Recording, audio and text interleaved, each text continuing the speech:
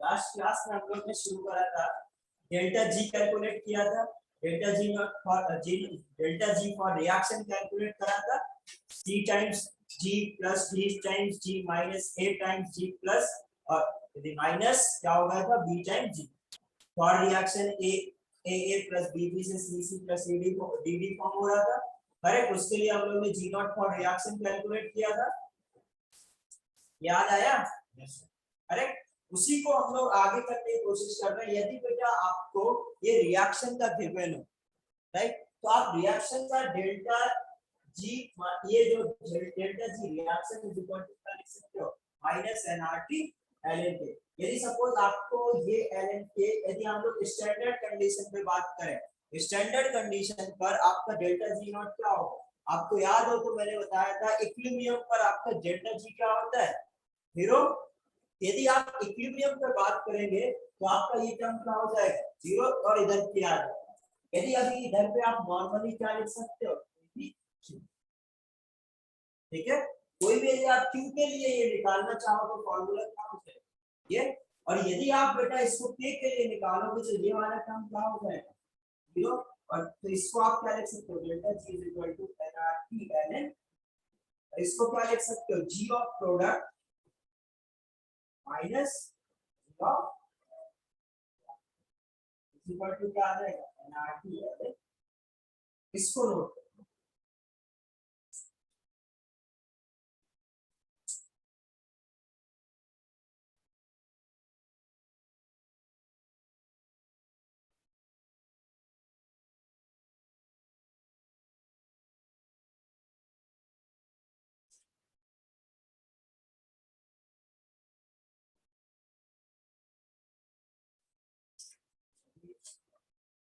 Eight equilibrium पर हम लोग एक्स फ्री एनर्जी 0 करेंगे, यही तो लिख रहे हैं standard condition.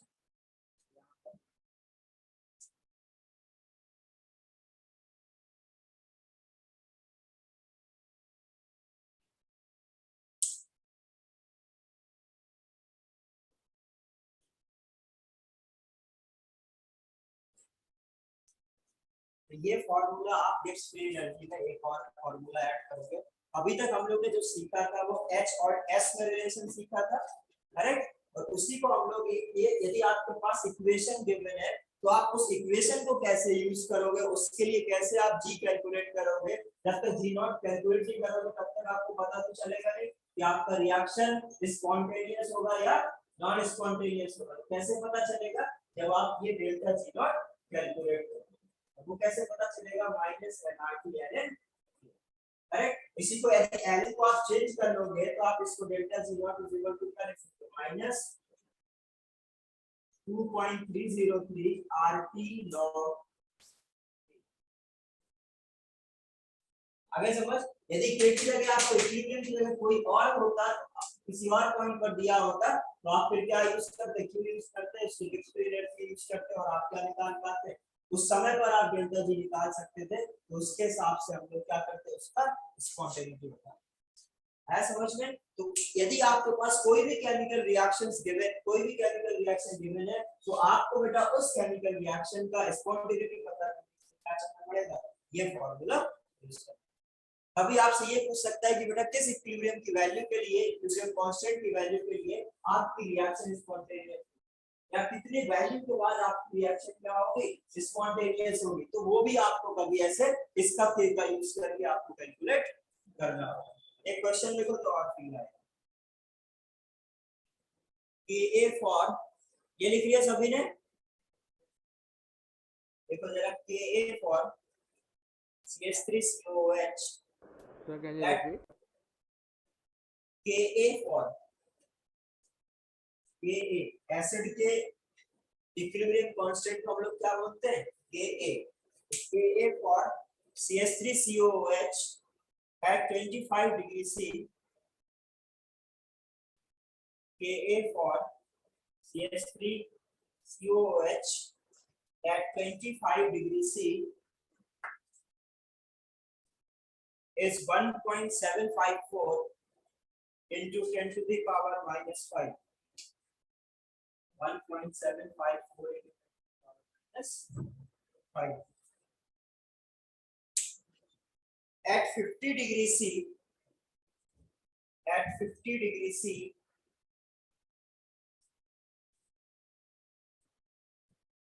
Ka is at 50 degrees C, Ka is 1.63 into 10 to the power minus 5.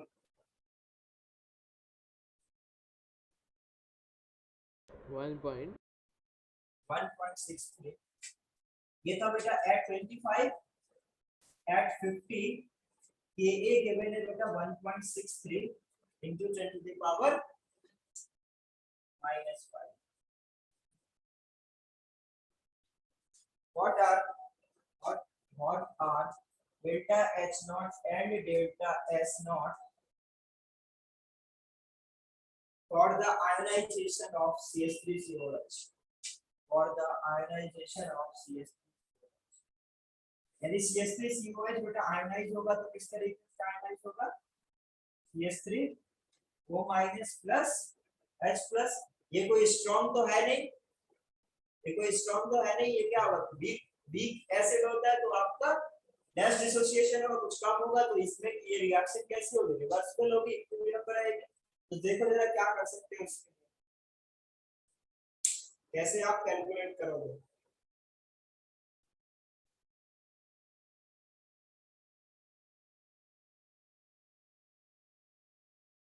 Hello solve क्या यूज होगा इसमें, आपको क्या गिवन है उसके हिसाब से देखो.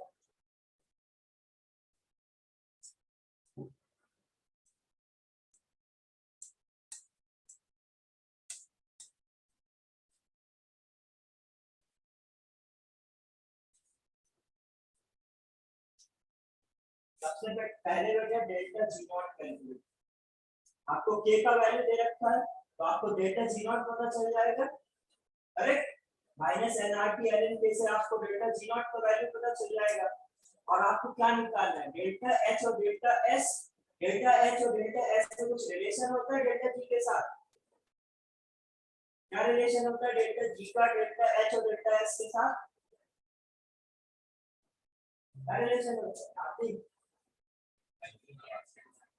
नहीं आया.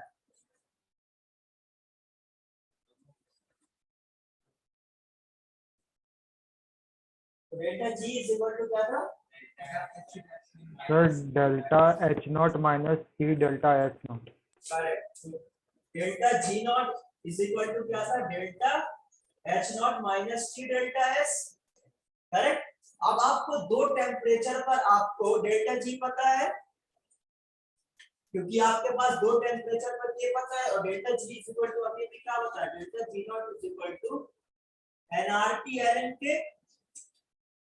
करेक्ट. तो यहां से बेटा एक पर्टिकुलर टेम्परेचर पर आप डेल्टा जी नॉट निकालोगे, एक और डेल्टा जी नॉट इस टेम्परेचर पे निकालोगे. इधर पर आपको क्या है? इधर दो अननोन है. एक इक्वेशन इसके लिए बनाओगे इस टेम्परेचर के लिए, एक इक्वेशन इस टेम्परेचर के लिए बनाओगे. दो इक्वेशन. क्या आर की वैल्यू भी मेरे से पूछोगे? तो देखना नहीं है क्या किसने लिया हुआ है. ये मोबाइल कैसे बाहर है तुम्हारा? नहीं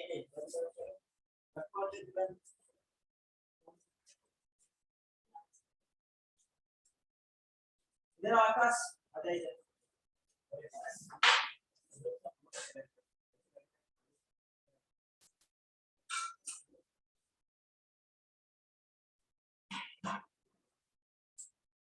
समझ में आया क्या करना है?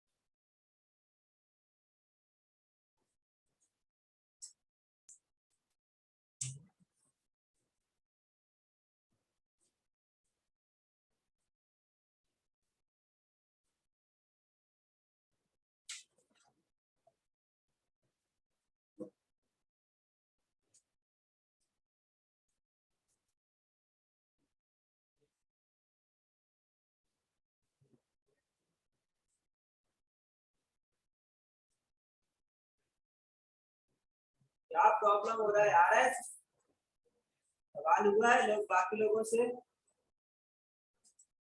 लोग लगा रहे हो थर्मोडायनेमिक्स शीट सॉल्व कर रहे हो नहीं कर रहे हो किया है कुछ लगा लिया क्या कहां तक लगाया अभी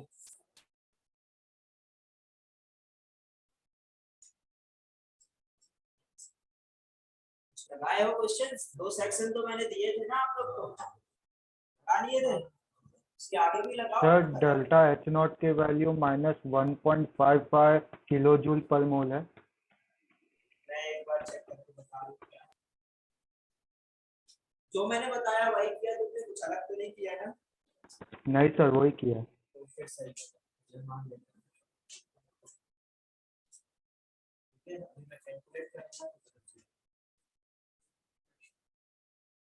करो करो जल्दी करो यार आज ये खत्म करना चाहिए कल से पढ़ेगा हम लाइन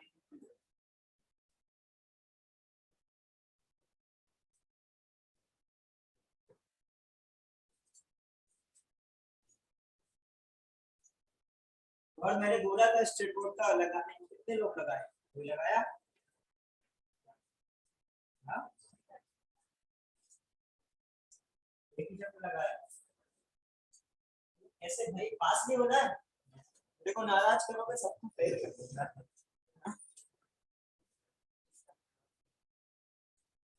लग रहा है इधर पे अच्छा परफॉर्म नहीं करोगे तो उधर भी दिक्कत हो जाएगा क्यों पास नहीं होना है ऐसे ही पूछ लो हाँ, नहीं होना है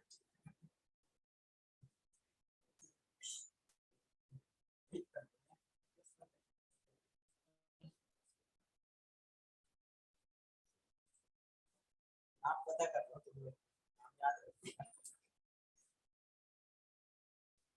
हो गया बताओ हो गया देखो जरा क्या क्या डेटा दिया बताओ जरा एक बार सबसे पहले मेरे को delta G not is equal to minus N R T N in के यूज करना पड़ेगा करेक्ट एन कितना दे रखा है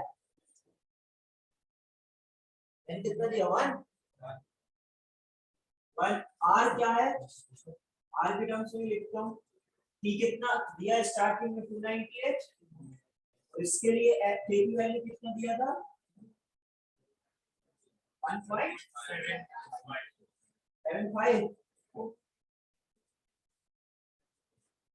ये डेल्टा जी नॉट हो गया at 298 kelvin delta G not at कितना था 50 था 323 -1 into r into 323 into ln 1.68 into 10 to the power -5 ठीक है अब क्या इसको क्या लिख सकते हो delta G is equal to delta H minus delta S एक बार बेटा डेल्टा जी इसके लिए यूज करोगे तो क्या आ जाएगा -1 into r into 298 ln 1.75 into 10 to the power -5 is equal to delta h minus t delta s we use कर 298 delta s एक इक्वेशन ये हो गया दूसरा इक्वेशन हो सर जाएगा 298 लिखा है ना वो 323 into ln 1.63 into 10 to the power -5 is equal to क्या हो जाएगा delta h minus 323 into delta s इन दोनों इक्वेशन को सब्ट्रैक्ट कर दूं क्या हाँ डेल्टा एच कैंसिल हो जाएगा इसके आगे की मैथ्स करूं क्या कर लिया तुम लोग ने सॉल्व सर मैंने आर की वैल्यू मतलब आपने आर की वैल्यू नहीं लिखी है ना, मैंने आर की वैल्यू लिख के किया है।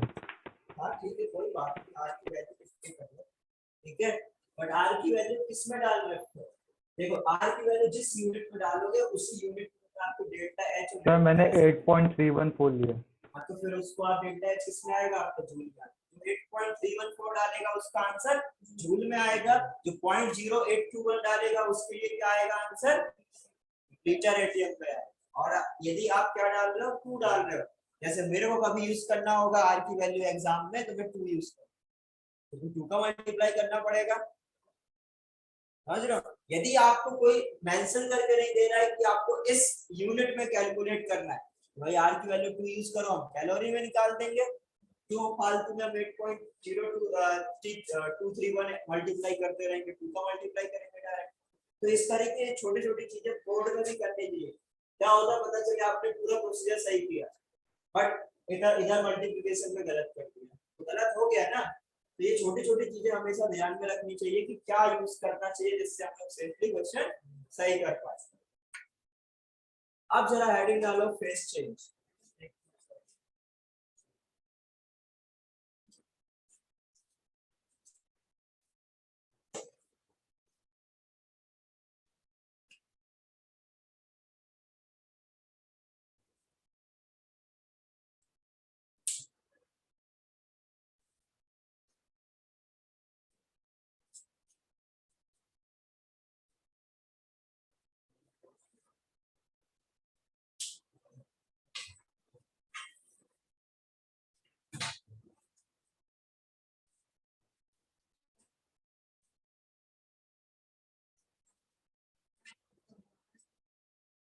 आज भी यार ये बिजनेस पर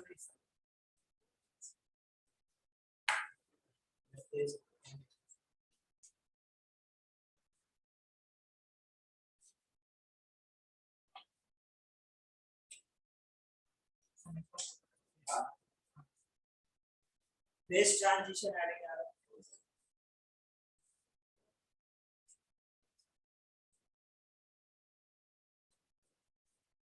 अब फेस चेंज होता है बेटा, तो क्या होता है?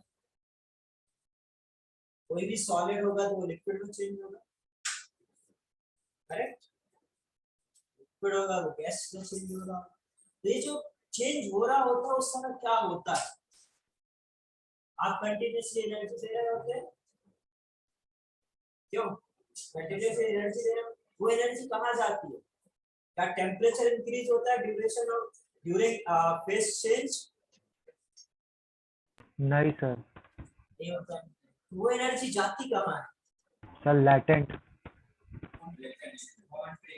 जिसको आप लोग लैटेंट हीट ऑफ फ्यूजन और लैटेंट हीट ऑफ वेपराइजेशन बोलते हो, करेक्ट? ये नॉलेज इतना सभी को है। यदि आपको किसी भी सब्सटेंस का यदि स्टेट चेंज करना है, तो एक तो बेटा यदि आपको मेल्ट करना है किसी को, तो उसके मेल्टिंग पॉइंट तक पहुंचना होगा। यदि किसी को बेटा वेपराइज करना है, तो उसके वेपर पॉइंट तक, वेपर में जितना भी उसका बॉइलिंग पॉइंट होगा उधर पहुंचना होगा। उधर पहुंचने के बाद क्या होगा? आपका टेम्परेचर इंक्रीज होना बंद हो जाएगा। क्या होगा? टेम्परेचर चेंज होगा नहीं, ठीक है? जनरली बेटा यदि मेंशन नहीं करा है तो प्रेशर भी चेंज नहीं हो रहा है, ओके? तो इस बेसिकली हम लोग क्या बोल सकते हैं कि यदि आपका कहीं पर भी फेस चेंज हो रहा है तो वहां क्या होगा? टेम्परेचर कांस्टेंट होगा, आपका जो सिस्टम है वो इक्विलिब्रियम पर होगा, करेक्ट? क्योंकि उधर पे कुछ भी चेंज नहीं हो रहा है। कुछ भी यदि चेंज नहीं होगा, जो भी आप हीट दे रहे हो वो क्या है? वो आपका लेटेंट हीट में जा रहा है। जो भी कन्वर्जन के लिए हीट रिक्वायर्ड होगा वो इसमें यूज हो रहा है। तो इधर हम लोग बोल सकते हैं ड्यूरिंग द फेस चेंज आपका सिस्टम कैसा रहेगा? इक्विलिब्रियम पर रहेगा। तो अब ये बताओ जरा बेटा, इस पॉइंट पर उसका जब ये सॉलिड से लिक्विड चेंज हुआ होगा, उस टाइम पर बेटा डेल्टा ई, डेल्टा एच और डेल्टा यू, मतलब बेसिकली डेल्टा या वर्क डन का वैल्यू क्या होगा? यदि टेम्परेचर चेंज नहीं हुआ तो आप लोग बोल दोगे सीधा डेल्टा एच डेल्टा यू क्या हो जाएगा सर? 0 नहीं बोलोगे? ना तो सही है। थोड़ा मैं क्या पूछ रहा हूँ पहले तो ये सुनिए।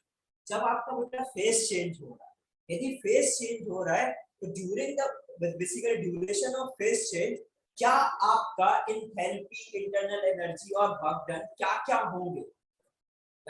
ऐसे मैं पूछ लूं सॉलिड से कोई लिक्विड बन रहा है तो क्या उसमें एंथैल्पी चेंज होगा?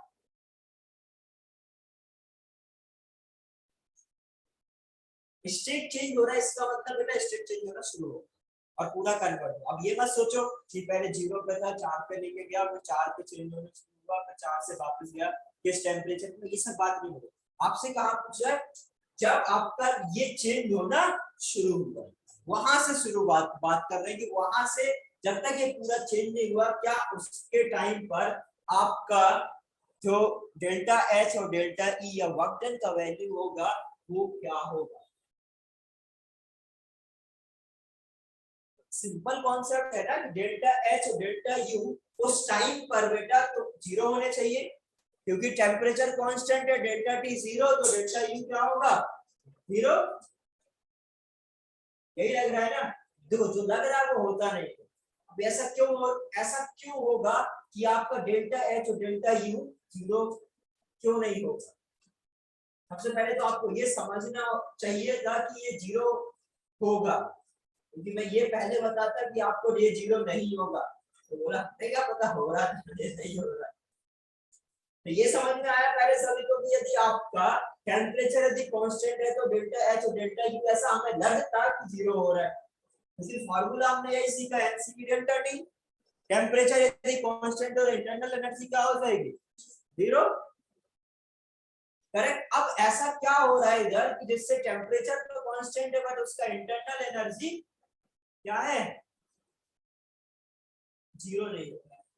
तो होता क्या है बेटा, ये टेम्परेचर तो नहीं इंक्रीज हो रहा है, ये तो सही बात है, बट उसका जो बेटा इंटरनल एनर्जी है वो चेंज होगा, और यदि स्टेट चेंज होगा तो उसका इंटरनल एनर्जी चेंज होगा, उसका रैंडमनेस इंक्रीज होगा या चेंज होगा, करेक्ट। तो ये आपका जो टेम्परेचर की वजह से जो एनर्जी चेंज होने वाली है वो चेंज नहीं हो रही, बट उसका इंटरनल एनर्जी या उसका जो पोटेंशियल एनर्जी है वो जरूर चेंज हो रहा है।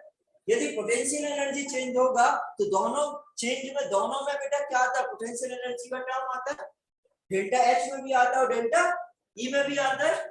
तो उधर पे हम लोग बोल सकते हैं कि उधर पर पोटेंशियल एनर्जी चेंज होने की वजह से आपका जो चेंज इन एंथैल्पी और चेंज ऑफ इंटरनल एनर्जी है वो सर्टेनली नॉट इक्वल टू 0 होगा। 0 ये बात समझ में आ गया। और आपको यदि वर्क डन कैलकुलेट करना है तो वर्क डन के लिए क्या होता है माइनस पीडीवी, वर्क डन के लिए क्या हो जाएगा माइनस पीडीवी। नॉर्मली आपकी जितनी भी केमिकल रिएक्शन कराते हैं हम लोग, फेज चेंज केमिकल रिएक्शन है, करेक्ट। एक स्टेट से दूसरे स्टेट चेंज करना क्या है केमिकल रिएक्शन है। कांस्टेंट प्रेशर पे सपोज करा रहे हैं तो क्या हो जाएगा minus P external into V final minus V initial. यदि सोचो बेटा कोई सॉलिड से लिक्विड में चेंज हुआ तो क्या उनके वॉल्यूम में बहुत ज्यादा चेंज होता है, बहुत ज्यादा चेंज होता नहीं है। यदि उनके वॉल्यूम में यदि बहुत ज्यादा चेंज नहीं होता तो हम लोग उसको निगलेक्ट करते हैं,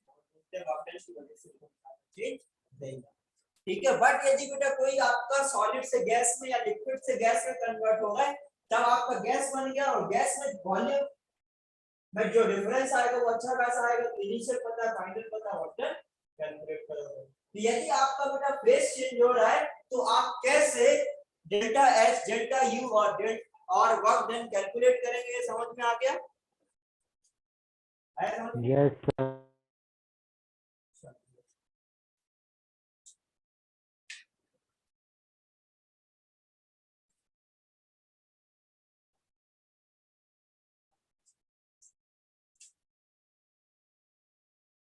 phase transition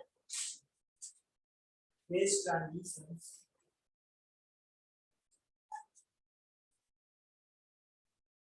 phase transition generally take place at constant pressure. Phase transition generally take place at constant pressure and constant temperature. So delta T is equal to 0 at constant temperature. Phase transition generally take place at constant pressure and constant temperature. So delta T is equal to 0. Delta T is equal to 0 इसका मतलब आपको लगेगा कि delta H और delta E 0 होने चाहिए, but देखो but still delta H and delta E are non-zero,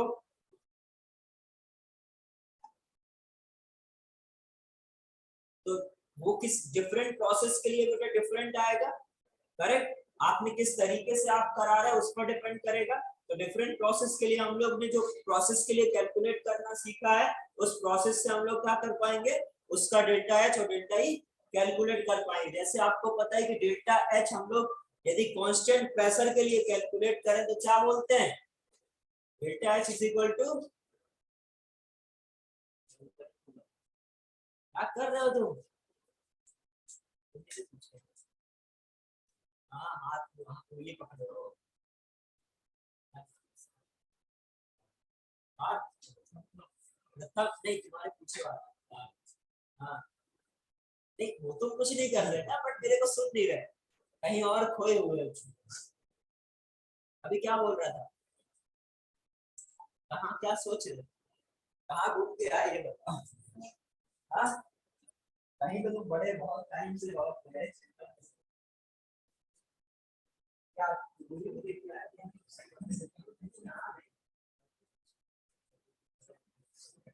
अच्छा हुआ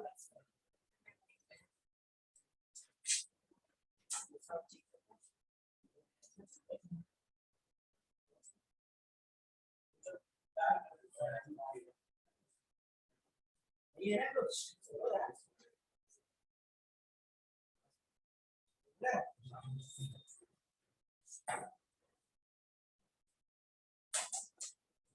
हो जाता है कभी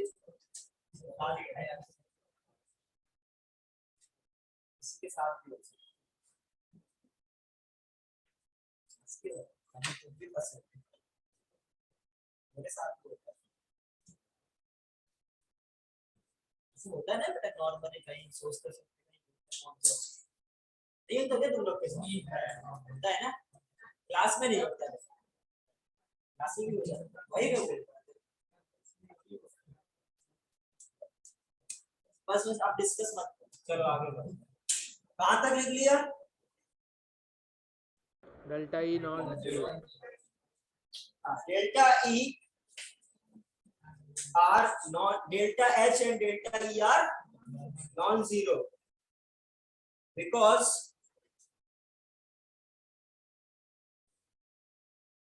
during phase transitions,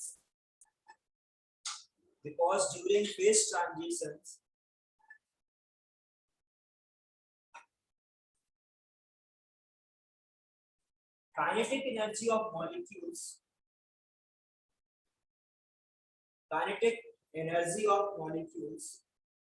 of substance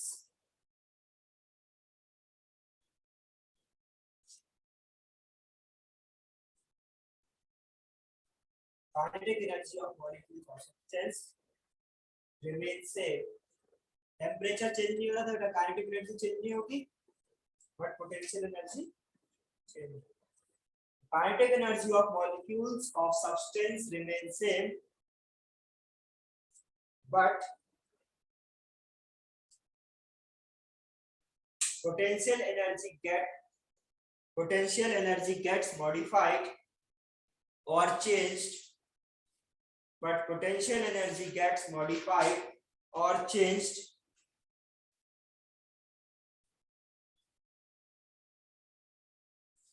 and since E is the summation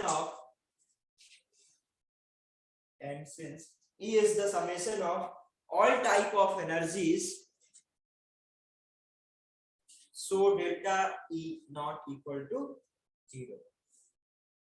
can you repeat? So since E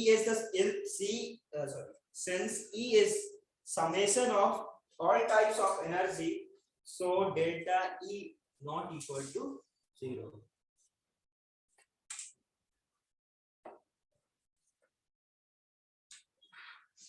ठीक है, also during this phase transition delta PV, देखो pressure यदि कांस्टेंट है बेटा, यदि फेज चेंज में आपका PV तो चेंज हो सकता है, V तो चेंज होगा ना, यदि सपोज लिक्विड से गैस में गया तो V चेंज होगा, करेक्ट। तो आप इधर बोल सकते हो बेटा डेल्टा पी, डेल्टा जो पीवी है वो भी क्या है, नॉट इक्वल टू जीरो है। तो यदि ये नॉट इक्वल टू जीरो है तो हम लोग क्या बोल सकते हैं, डेल्टा एच प्लस क्या होता है डेल्टा ई प्लस, या इधर हम लोग delta U plus delta PV, ये क्या है आपका, ये जीरो नहीं है, ये आपका नॉट इक्वल टू जीरो, ये भी क्या है नॉट इक्वल टू जीरो, ये भी क्या होगा, आगे समझ में। Hence delta S not equal to 0.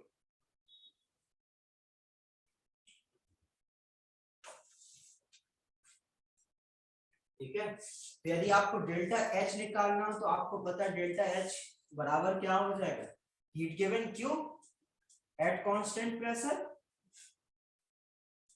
Correct. यदि आपको W निकालना हो तो क्या हो जाएगा वो माइनस PdV। तो इस तरीके से आप क्या कर सकते हो, फेज ट्रांजिशन के लिए कोई यदि आपको डेल्टा एच डब्ल्यू यू कुछ भी कैलकुलेट करना होगा तो आप इस तरीके से कैलकुलेट कर सकते हो। अब यदि आपका कांस्टेंट प्रेशर ही है, इसको आप क्या लिख सकते हो, delta W is equal to minus P external into P final minus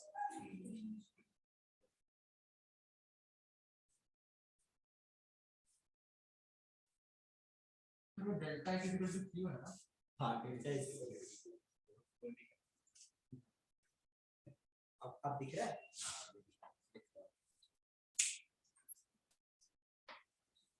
normally बेटा हम लोग हीट को स्मॉल क्यूब से ही रिप्रेजेंट करते हैं,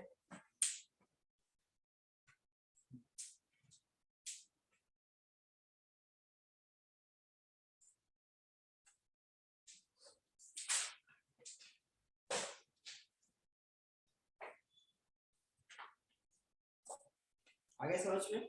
तो आपको नॉर्मली यदि कभी भी हीट निकालना तो आप हीट क्या बोल सकते हो, एनसीपी डेल्टा टी बोलते हैं हम लोग, कोई भी गैस के लिए भी कैलकुलेट करना है बोलते हैं ना, एनसीपी डेल्टा टी बोलते हैं।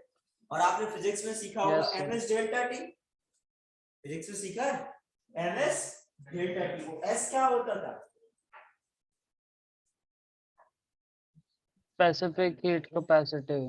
Specific heat capacity, but S उसको डिफाइन कैसे करा था, The amount of heat energy required to increase the temperature of 1 gram of a body by 1 degree Celsius. कितना हीट रिक्वायर्ड होगा यदि आपको 1 डिग्री से टेम्परेचर इंक्रीज करना, ठीक है।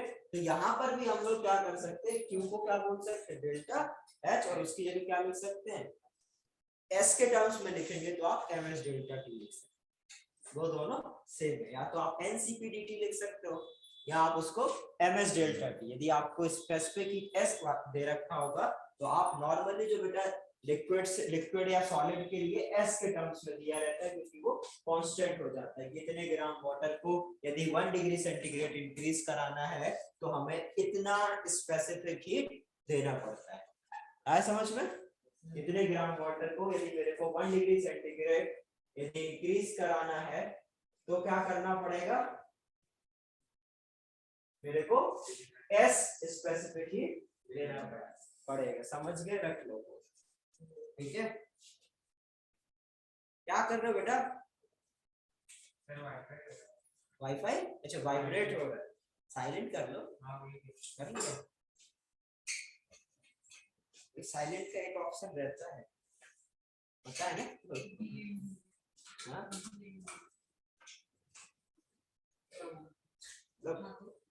तुम लोग थोड़ा और अपडेटेड हो जाओ, ये मत बोला करो वाइब्रेट हो रहा है, इसमें तो कोई मतलब नहीं है। पहले होता था सर वाइब्रेट हो रहा, तो मेरा तो ध्यान नहीं था उस पे, बट क्या करूं, तो निकालना ही पड़ा, पहले से बेटा साइलेंट कर लिया, ठीक है।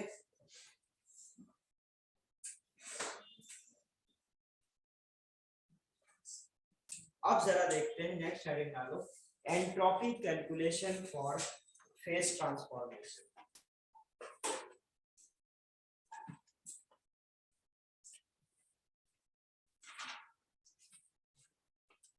एंट्रोपी कैलकुलेशन फॉर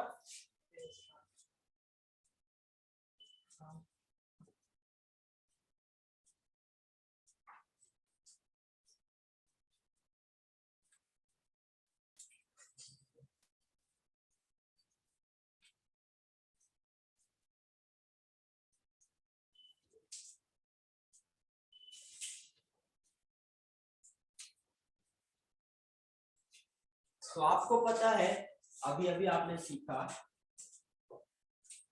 अच्छा delta S is equal to क्या होता है? dq upon t। एंट्रोपी कर रहे हैं ना हम लोग, करेक्ट। तो delta S is equal to या ds इज इक्वल टू हम लोग क्या कर देंगे?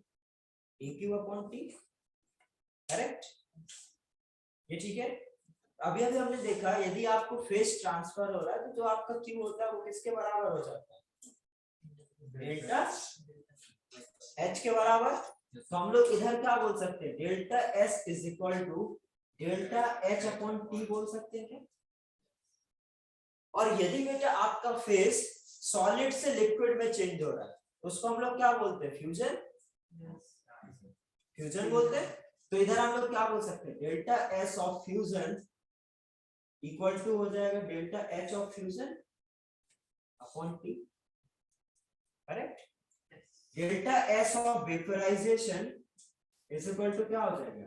Delta h of vaporization upon t। यदि आपके पास ये डेल्टा h पता होगा तो आप क्या कैलकुलेट कर सकते हो? डेल्टा h और डेल्टा s कैलकुलेट कर सकते हो। इसको नोट कर लो।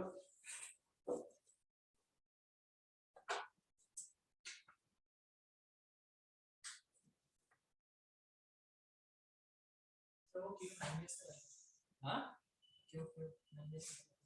वैसे मुझे 9 कैसे लगने लगा? अच्छा क्यों पता है तो लिख लो। क्यों 9 कैसे? बेटा सब लोग मेरे से ही पढ़ रहे हैं, मैं बोल रहा हूँ क्यों क्यों क्यों। Delta S D 9 by T कोई सेंस लग रहा है? इतना यदि दिमाग में सोचोगे तो अपने आप दिमाग नहीं रुक, तुम नहीं भी चाह रहे होगे ना तब भी आंसर देगा क्यों है। डी 9 बाई टी कैसे हो सकता है?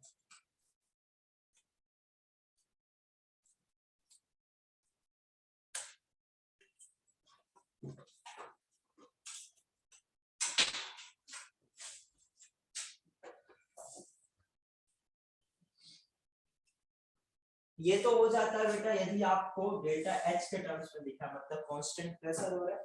यदि कोई जबरदस्ती कांस्टेंट वॉल्यूम पे करा ले तो क्या आ जाएगा इधर? Delta S of vaporization. ये इसको आप क्या बोल सकते हैं? Constant pressure. यदि आपसे कोई पूछे delta S vaporization is equal to delta H, क्या हो जाएगा? डेल्टा एच वेपराइजेशन लिख लो। तो इसकी जगह यदि कांस्टेंट वॉल्यूम कराना तो मैं क्या लिखूं? डेल्टा क्यों हो जाएगा ना। यहाँ पर इधर एनसीपीडीटी लिखोगे, यहाँ पे क्या हो जाएगा? एनसीपीडीटी, करेक्ट। On T. और इसको क्या लिख सकते हैं? कांस्टेंट। ये नोट कर लो।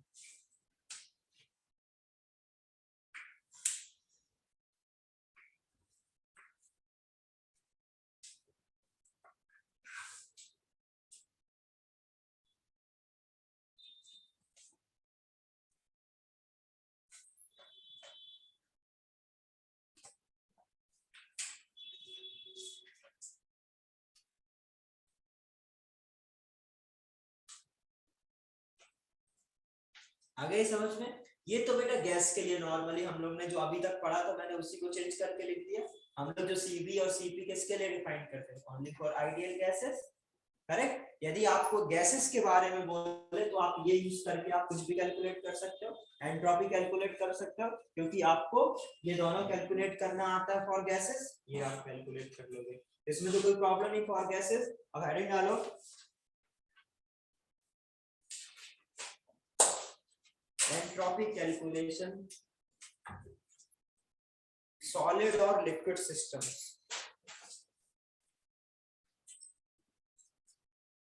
सॉलिड और liquid system.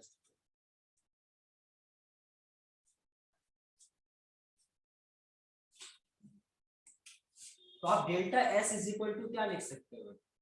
Delta S is equal to ये हो जाएगा आपका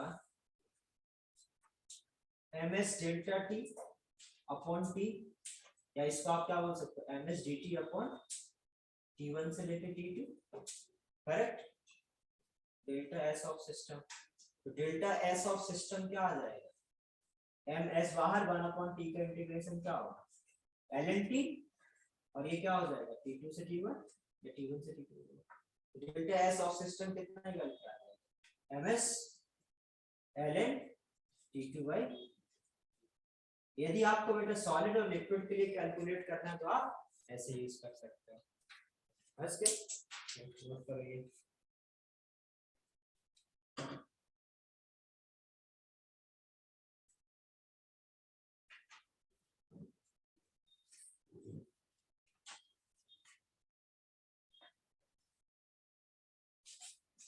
ठीक है, ये जैसे सिस्टम के लिए हो गया, सराउंडिंग के लिए क्या आ जाता है? एक माइनस साइन आ जाता है और तो कुछ चेंज होता नहीं है। तो डेल्टा एस ऑफ सराउंडिंग यदि आपसे कोई पूछे तो वो क्या हो जाएगा? इधर T2 माइनस T1 करते हैं।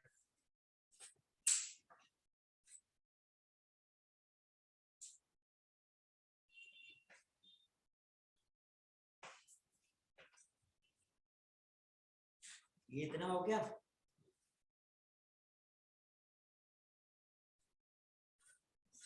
अब जरा ये तो हो गया सिस्टम के लिए, सराउंडिंग के लिए देखो जरा। सराउंडिंग में एक चीज और चेंज होगी बेटा, सराउंडिंग का हीट तो चेंज हो नहीं रहा होगा। सराउंडिंग में क्या होता है? Minus Q upon T, correct?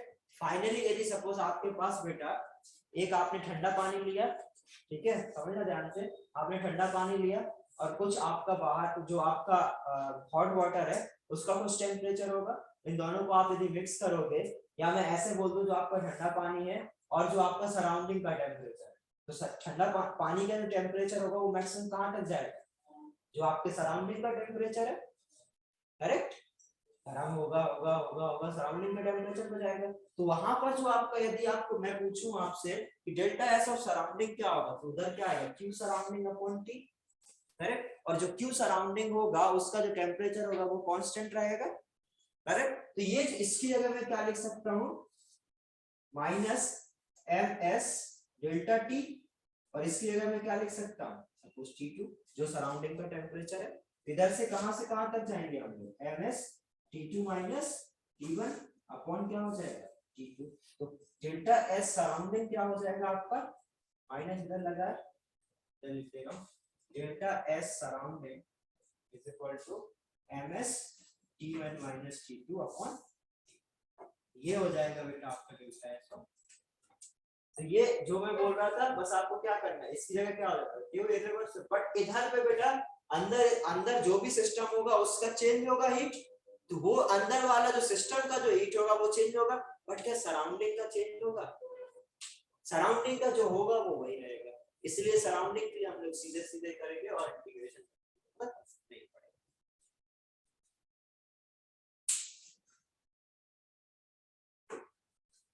तो ये फॉर्मूला याद रखेंगे, दोनों फॉर्मूले हमें याद होने चाहिए, डायरेक्ट कभी भी यूज हो सकते हैं।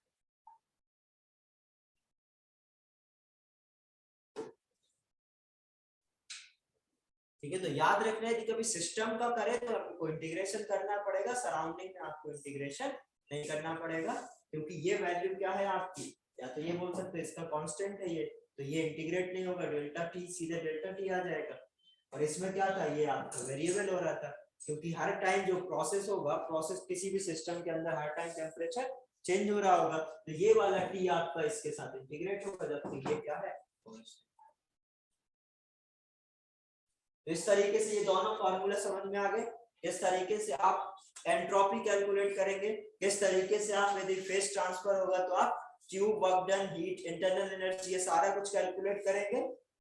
करेक्ट? आपसे ज्यादा से ज्यादा यही पूछेगा, और क्या पूछेगा? यही सारे टर्म है, टर्म ही इतने ही है 4-5, तो वो सारा हम लोग ने फेज ट्रांजिशन के लिए कैलकुलेट करना सीख लिया। अब सपोज मैं आपको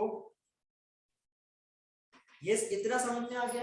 यदि कोई भी सिस्टम है उस वो कुछ भी कर रहा हो, कैसा भी सिस्टम हो, हमें नहीं मतलब हमसे कोई बोले कि भाई ऐसा सिस्टम है जो कि क्या कर रहा है, हीट रिलीज कर रहा है, उसका कुछ टाइम बाद क्या होगा, उसका टेम्परेचर चेंज हो गया। फिर चेंज होने के बाद उसमें कितना इसका एंट्रोपी होगा, कितना से सराउंडिंग का एंट्रोपी होगा, वो सब यदि हमें कैलकुलेट करना है तो हम लोग ये यूज कर सकते हैं। जैसे आपने बोला भाई गर्म पानी लिया और छोड़ दिया, गर्म पानी लिया और छोड़ दिया, और उससे पूछेगा भाई उसका एंट्रोपी कितना चेंज होगा, तो वो निकालना होगा, तो आप क्या करोगे, इसको बेसिकली वो सारा सिस्टम जिसमें क्या हो रहा होगा, हीट एमिट कर रहा हो या वो हीट गेन कर रहा हो, और उससे क्या हो रहा है, उसमें टेम्परेचर चेंज आ रहा हो। तो अमाउंट ऑफ सॉल्यूट कितना आपके पास वाटर प्रेजेंट है वो उस पर डिपेंड करेगा। यदि मैं आपसे बोलूं, ऐसा सवाल पूछूं कि आपके पास 10 लीटर वाटर था 50 डिग्री सेंटीग्रेड पर, क्या 10 लीटर वाटर था 50 डिग्री सेंटीग्रेड पर, तो उसको आपको बेटा 50 से 20 डिग्री सेंटीग्रेड पर लाना है, तो आपका कितना क्या होगा, क्या होगा, कितना आपका डेल्टा एच सराउंडिंग होगा, कितना डेल्टा एच होगा, कितना आपका ये सराउंडिंग होगा, ये सब यदि आपको कैलकुलेट करना है तो आपको ये फॉर्मूला यूज करना है। अभी आया फील, हमें ये अप्लाई कहाँ करना है, देखो पढ़ते टाइम देखो ये ऐसी चीजें बेटा आप लिंक नहीं कर पा रहे हैं, समझ रहे हो, थोड़ा सा डिसकंटिन्यूअस आ रहा होगा, लिंक नहीं कर पा रहे हो, फील नहीं आ रहा होगा क्या चल रहा है, तो ये समझना बहुत जरूरी है इधर कि आपको ये लगाना कहाँ, ठीक है। जब फेस ट्रांसफॉर्मेशन हो, कहीं पर भी फेस चेंज हो रहा होगा, तब हमें ये लगाना, ओके। अदरवाइज बाकी कोई थर्मोडायनामिक प्रोसेस है तो उसके लिए हम लोग ने कैलकुलेट करना सीख लिया है। यदि कोई एक स्टेट से दूसरे स्टेट पे जा रहा है तो उसके लिए हम लोगों ने सारा कुछ कैलकुलेट करना सीखते हैं। अभी हम लोग फेस ट्रांसफर देख रहे हैं, यदि कोई सॉलिड था लिक्विड में चला गया, ठीक है, तो वो कैसे करेंगे, उसके लिए हमें ये फॉर्मूला यूज आया भी समझ में, कहाँ यूज करना है, ये फील आ रहा है। अब क्वेश्चन पढ़ के तो तुम्हें ही समझना पड़ेगा कि ये लगाना है या नहीं लगाना है। क्लियर है?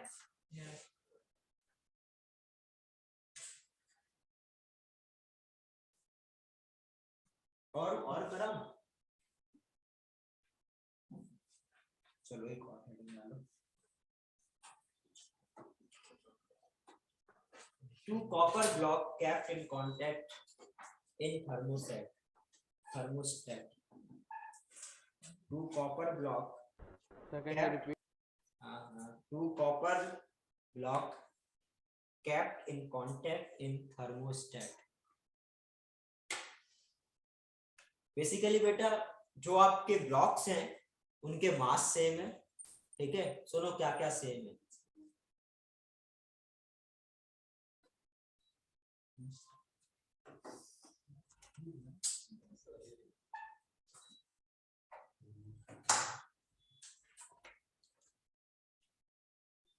यही करते रहो,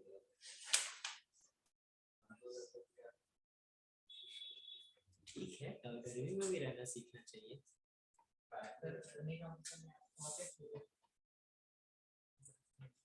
ऐसे लगता है मैं पढ़ा रहा हूँ कुछ और तुम लोग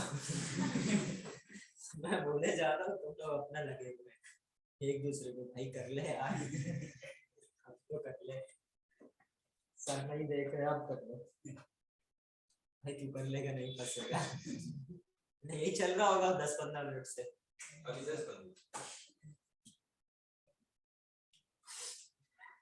तो मैं क्या बोल रहा था, आपने हेडिंग डाला, आपके पास बेटा जो मैं 2 कॉपर ब्लॉक बोला, ठीक है, उनके जो मास है बेटा वो सेम, ठीक है, और इनके जो एक का टेम्परेचर सपोज T1 है और दूसरे का टेम्परेचर T2 है, और उसको बेटा थर्मोस्टेट मतलब क्या है कि उससे कोई भी हीट लॉस नहीं हो रहा, जो भी ट्रांसफर होगा वो इसका इसमें होगा, कोई भी बाहर हीट का ट्रांसफर नहीं होगा। तो आप ऐसे बना सकते हो,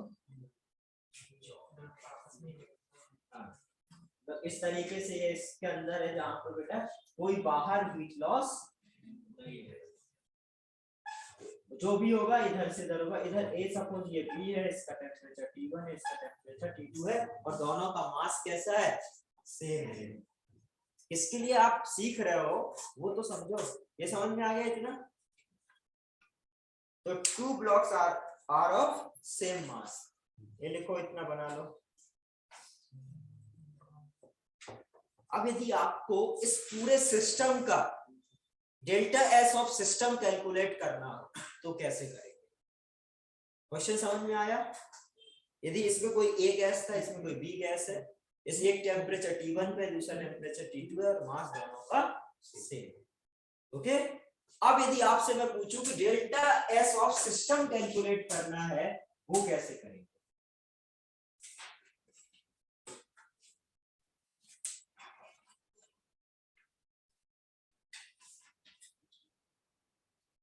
डेल्टा एस ऑफ सराउंडिंग क्या होगा? इधर बेटा बाहर टेम्परेचर चेंज हो रहा है क्या? क्या कोई हीट लॉस हो रहा है? तो बाहर यदि नहीं है तो सराउंडिंग क्या बोल रहे हो? ठीक है, बाहर यदि कोई हीट चेंज नहीं हो रहा है तो क्या होगा? क्यों सराउंडिंग कुछ है नहीं, क्यों कुछ भी बना रहा है, क्या इसका सिस्टम पे कोई फर्क पड़ेगा? इधर से नहीं जा रहा तो अंदर भी तो नहीं आ रहा है, करेक्ट? उसकी वजह से कोई टेम्परेचर चेंज हो रहा है नहीं, तो क्या उसका क्यू सराउंडिंग क्या हो जाएगा? जीरो। क्यू सराउंडिंग हो जाएगा जीरो, तो डेल्टा एस सराउंडिंग क्या हो जाएगा? ये क्लियर? अब आपको सोचना क्या है, डेल्टा एस ऑफ सिस्टम कैसे सोच, क्या सोचो?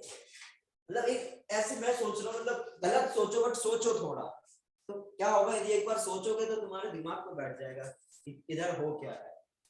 सोचो, क्या सोच सकते हो इधर, क्या लगेगा? नॉर्मली आप डेल्टा एस कैसे निकाल रहे थे? एक यदि एक ब्लॉक था, ये जो मैंने करा वो क्या था? एक कोई सिस्टम था, उससे क्या होता था? T1 से कोई बाद में T2 टेम्परेचर हो रहा था, उसके लिए ये सब कर दिए, करेक्ट? अभी दो मैंने क्या करे, एक साथ कर दिए, तो क्या होगा? कैसे निकाल सकते हो? सिस्टम निकालना मतलब इंटीग्रेशन होगा, है ना? क्योंकि टेम्परेचर कंटिन्यूअसली चेंज हो रहा होगा। अभी कंटिन्यूअसली टेम्परेचर चेंज हो रहा है तो आप ऐसा भी तो कर सकते हो, इसको अलग कर दो, इसको अलग कर दो, दोनों को ऐड कर दो। ऐसे नहीं बोल सकते इंटीग्रेशन ऑफ T1 से T2 QA upon T, correct? इसको dQ अपॉन, इसको क्या बोल सकते हैं? T1 से T2 dQ V upon T, ये भी तो लिख सकते हैं। बोलो, कोई प्रॉब्लम है इसमें? जी तो करो फिर इसके आगे ms लिखो, ms dt लिख के करो।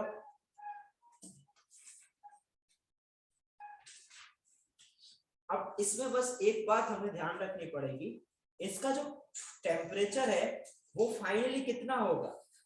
इसका जो टेम्परेचर होगा, इसके लिए क्या था? T1 था, इन दोनों यदि एक साथ कांटेक्ट में आ, जैसे आप गर्म पानी और ठंडे पानी को मिला दो, गर्म पानी और ठंडे पानी को मिला दो तो उसका फाइनल टेम्परेचर क्या होता है?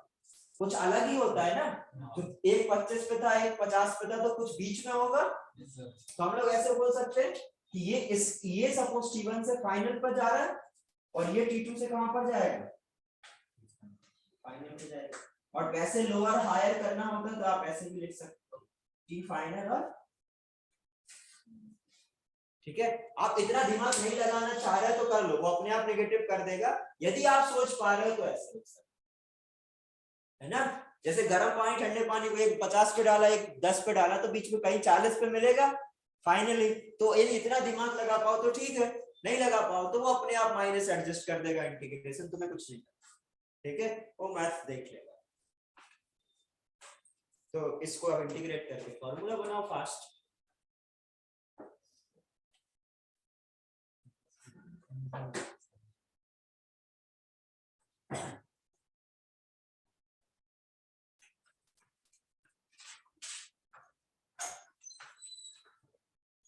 क्या आएगा? हो गया। इसको क्या लिख सकते हैं? Delta S system is equal to, ये क्या हो जाएगा? ms डेल्टा टी, ठीक है? चलो मैं भी नहीं कर रहा हूँ, मैं क्या कर दे रहा हूँ लोग के लिए, तो बिना दिमाग लगाए ये कर लेना। T1 से फाइनल, T2 से फाइनल, और उसके बाद फॉर्मूला ड्राइव करते रहो। ये क्या हो जाएगा ms, ये क्या हो जाएगा ln tf अपॉन p1, ये क्या हो जाएगा ms ln t final upon p2। ठीक है, अब इनको ms कॉमन ले लो तो डेल्टा s, देखो मैंने बोला था मास सेम है, ठीक है, इन दोनों के सिस्टम दोनों पानी पानी, s कॉमन ले लो। यदि यहाँ s डिफरेंट हो या s t के टर्म्स में हो तो फिर s को हमें t के टर्म्स में इंटीग्रेट करना पड़ेगा, समझो। और अच्छा टफ क्वेश्चन क्या बन जाता है, कई बार बेटा s t के टर्म में चेंज होते दिखाई देता है, तो फिर आपको उस t को भी इंटीग्रेट करना पड़ेगा s को पुट करके, तो वो मैथ्स थोड़ा और यूज हो जाती है, बाकी और होता कुछ नहीं है, सेम ही रहता है। ms कॉमन ले लोगे तो ये क्या आ जाएगा ln, बताओ क्या हो गया t फाइनल, ये a क्या होता है a log ln a plus ln b, क्या हो जाएगा ln a into b, ये क्या होगा e1 अपॉन ये फॉर्मूला आ जाता है।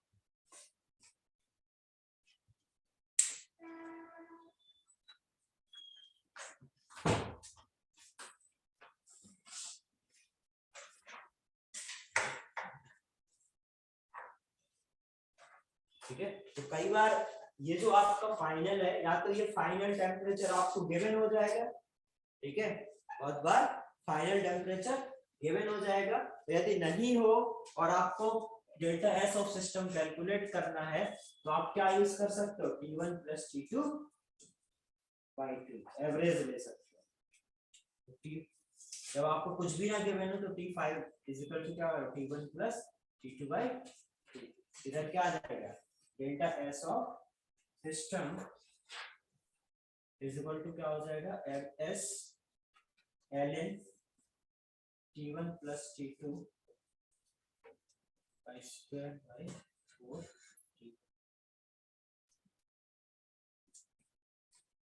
तो ये इस फॉर्म में फॉर्मूला याद करना जरूरी नहीं है, जरूरी क्या है ये करना है, ये समझ में आना।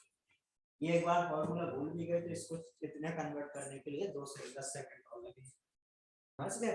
बट जरूरी क्या है, यदि ऐसा कोई सिस्टम दे रखा है तो आपको कैसे करना है ये पता होना चाहिए। और ये जरूरी नहीं कि आप इस टाइप का सिस्टम ही हो तभी आप ये कर सकते हो, आपको कुछ इस तरीके से बना के देगा बेटा कि आप नॉर्मल कॉन्सेप्ट यूज करोगे तो आपको क्या है समझ में आएगा कि इधर हमें क्या करना चाहिए। जैसे नॉर्मली जो मैं पानी वाला एग्जांपल दे रहा हूं, यही पूछ ले आपसे, बोल देगा हीट बाहर नहीं जा रही, बस उसको एक ये लाइन लिखना है हीट बाहर नहीं जा रही। क्योंकि देखो सोचो बेटा, यदि आपके पास ठंडा पानी गर्म पानी मिक्स करे और कुछ हीट तो बाहर भी जा रही होगी, करेक्ट, तो क्या आप कोई प्रोसेस यूज करके निकाल सकते हो कितना हीट लॉस हुआ, हमें नहीं पता चलता, राइट। तो हम कितना टेम्परेचर जाएगा, थर्मोमीटर डालेंगे तो पता चल जाएगा कि फाइनली कितना है, और हम लोग कैलकुलेट नहीं कर पाएंगे।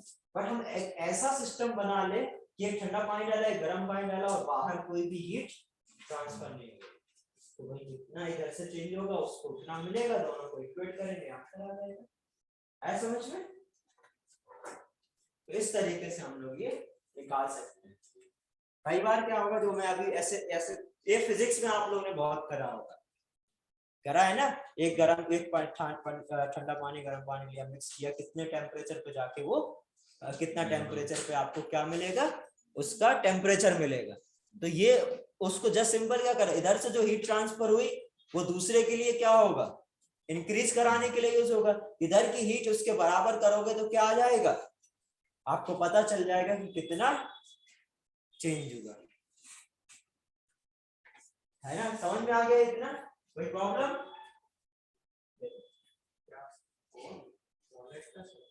क्या कर रहा है इधर, ऑटो जा रहा है? नहीं, चुप रहा है।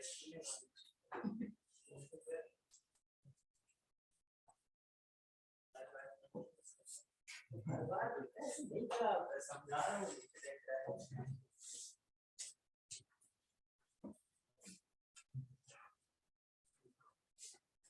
आया क्या समझ में? ये क्लियर है? सुना भी है या बॉलिक्स बस देख रहा था? आया समझ में? तो कैसे क्वेश्चन को अप्रोच करना है समझ में आ गया, कहां पर हमें ये सब यूज करना पड़ेगा ये हमें समझ में आना चाहिए।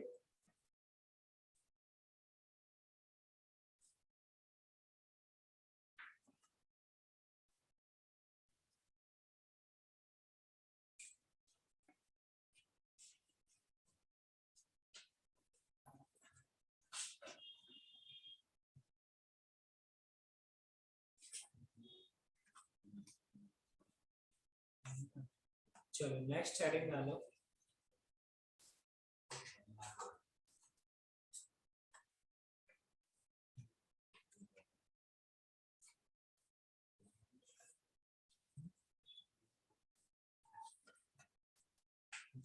Kirchhoff relation. किरचॉफ हम लोग ने रिलेशन सीखा था, आप कहीं सीखा है किरचॉफ रिलेशन? रिवाइज नहीं करते? इक्वेशन रिलेशन वही होता है बेटा,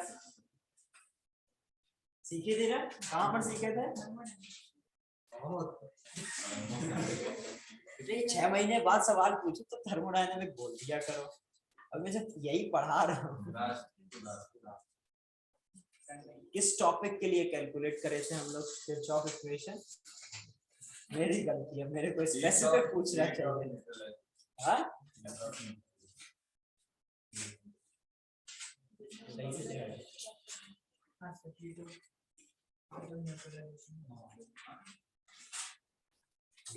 मैंने पढ़ा दिया।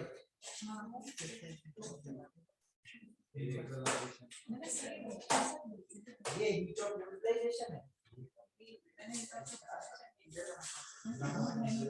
मैं पूछ रहा हूँ किरचॉफ इक्वेशन किस लिए यूज करे थे? किरचॉफ इक्वेशन किस लिए यूज करे थे? क्या डेल्टा एच किस लिए? एंथैल्पी का। यदि टेम्परेचर चेंज हो तो एंथैल्पी में क्या चेंज आएगा, तब आप किरचॉफ इक्वेशन यूज करेंगे। बेटा ये सब बोल मत देना किसी को न्यूट्रलाइजेशन के लिए किरचॉफ पढ़ा दिया गया आंसर में। तो मेरी तो तुम्हारा तो कुछ नहीं होगा, जो होगा मेरा ही होगा। हाँ देवर सब कॉपी में देख के बोल रहे हो।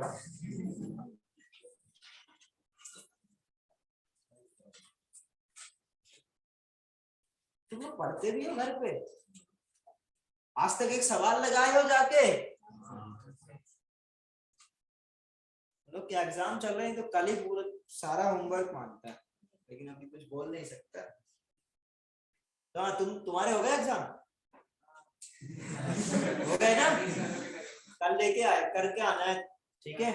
Section A B C D सारे एक्सरसाइज 1 के लिए। और किसका एग्जाम हो गया? डी तक दे दिया था। एक्सरसाइज 1 पूरी कंप्लीट कर दी। और किसका एग्जाम हो गया? इसका नहीं,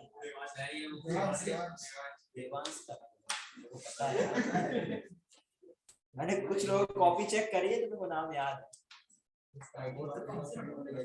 हाँ नहीं है, पहले किया था ना एमजीएम। तुम सब के नहीं हुए? ऑनलाइन दे रहे तुम? वो बोल रहा है कि मैट्रिक्स वाले ऑनलाइन में बैठे। तो बेटा अभी जो हम लोगों ने किरचॉफ इक्वेशन सीखा था वो एंथैल्पी चेंज के लिए सीखा था। यदि आपको एक टेम्परेचर का एंथैल्पी पता है, दूसरे का आपको कैलकुलेट करना है, तो हम लोग ने किरचॉफ इक्वेशन यूज करके फाइंड कर सकते हैं। 2 क्वेश्चन कराए थे उस पर मैंने, उसके बाद भी तुम लोग ऐसे काम करते हो। तो ये क्या होता है भाई, मैथ्स पढ़ा तो केमिस्ट्री भूल गए। ये कल नहीं देंगे है बेटा तुमको जाके एग्जाम, ये साल तो 1 साल बाद देना है एग्जाम। रिवाइज कर लेंगे सर, आप चिंता मत करो। हेडिंग डालो Kirchhoff relation for entropy change. अब हम लोग एंट्रोपी चेंज के लिए लिख रहे हैं। होता है एकदम सेम है, जो उधर किया था वो यहाँ करना है, बस h की जगह क्या आ जाएगा? s आ जाएगा।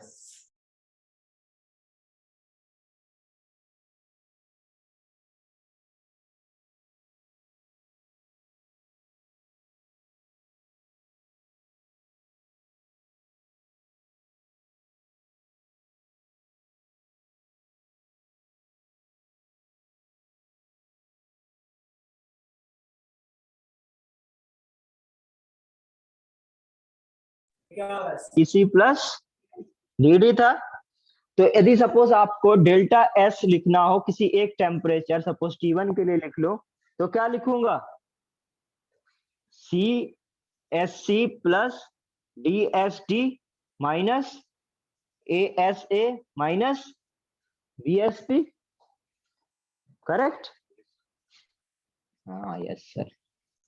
डेल्टा एस T2 क्या होगा दूसरे टेम्परेचर के लिए? इसको मैं डैश लिख देता हूँ, ठीक है, तो आसान हो जाएगा। तो ये क्या हो जाएगा? CSC dash plus DSD dash minus ASA dash minus BSB। अब यदि इनका डिफरेंस निकाला जाए तो क्या आएगा?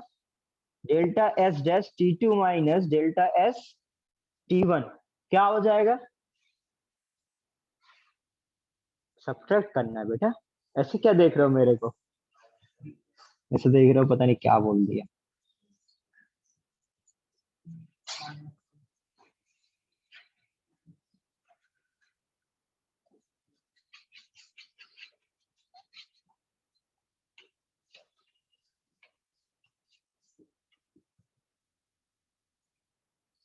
ठीक है, सब सही लिखा है? सही लिख दिया। अब क्या लिख सकते हो इसको? जैसे मैंने इधर भी बताया था कि S C minus S C dash में इसको क्या लिख सकते हो आप? डी क्यू अपॉन, उधर क्या था? डी क्यू था और उसको हम लोग ने एनसीपी डी टी लिख दिया था। इधर आप डेल्टा एस को क्या लिख सकते हो? D Q upon T. और इसकी जगह क्या लिख सकते हैं हम लोग? T1 से T2, ठीक है, T1 से T2 NCP D T upon T, NCP D T upon T. बस इसको हर जगह पुट कर दो। ऐसे जो सी के लिए लिखा वैसे डी के लिए लिख लेंगे, वैसे ए के लिए लिख लेंगे, वैसे बी के लिए लिख लेंगे। इसको आप क्या कर सकते हो? सब जगह पुट करो, करो जरा। तो ये क्या आ जाएगा? Delta S dash T2 minus delta S T1 is equal to क्या आ जाएगा आपका? ये C इंटू T1 से T2 NCP D T by T. इधर क्या हो जाएगा?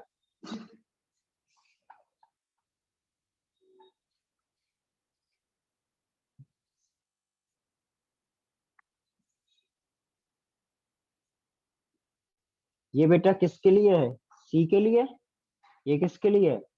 डी के। सबकी सीपी अलग होगी ना, सबका सीपी डिफरेंट होगा अपॉन टी माइनस, इधर माइनस क्यों लगा दिया?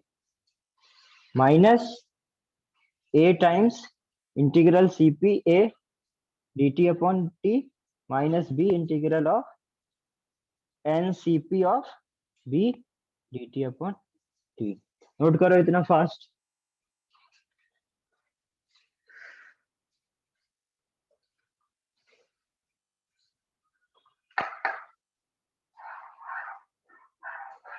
तो इस तरीके से आप इसको लिख सकते हो। और इसको शॉर्ट में कैसे लिख सकते हैं?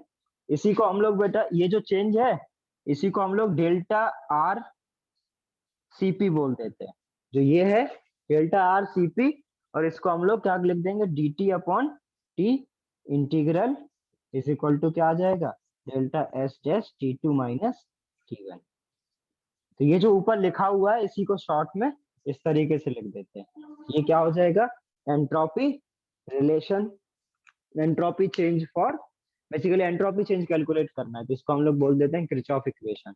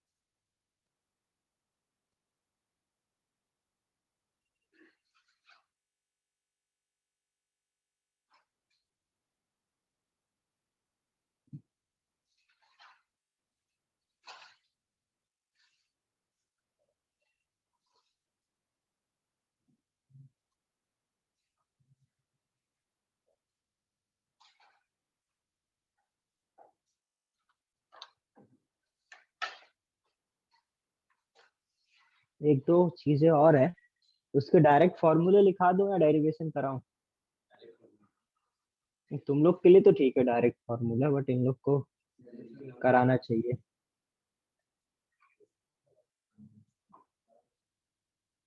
तुम्हारे बुकलेट में नहीं दिया,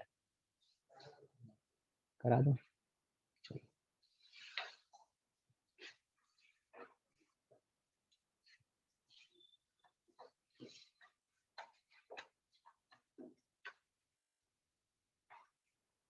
नोट कर लिया ये?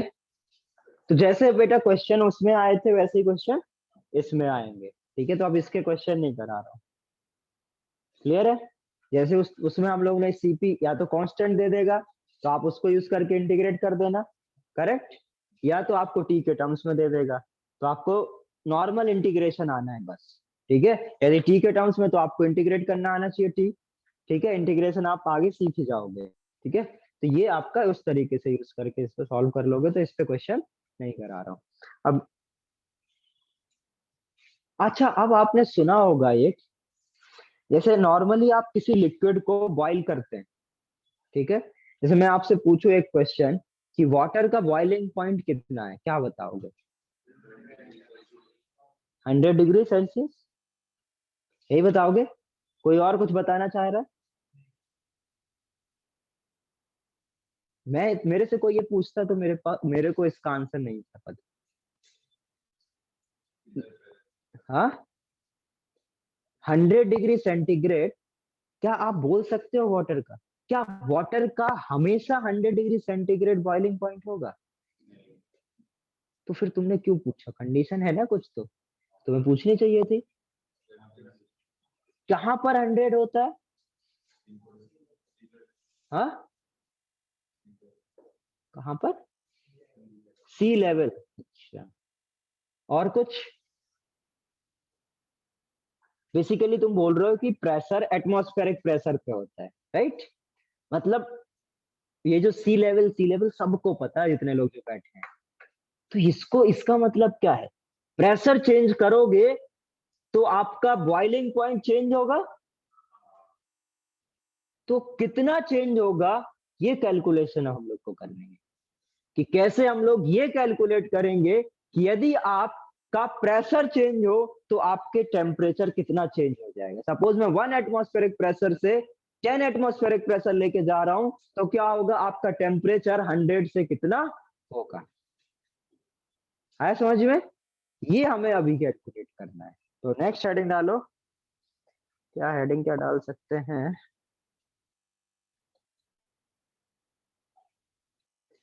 For boiling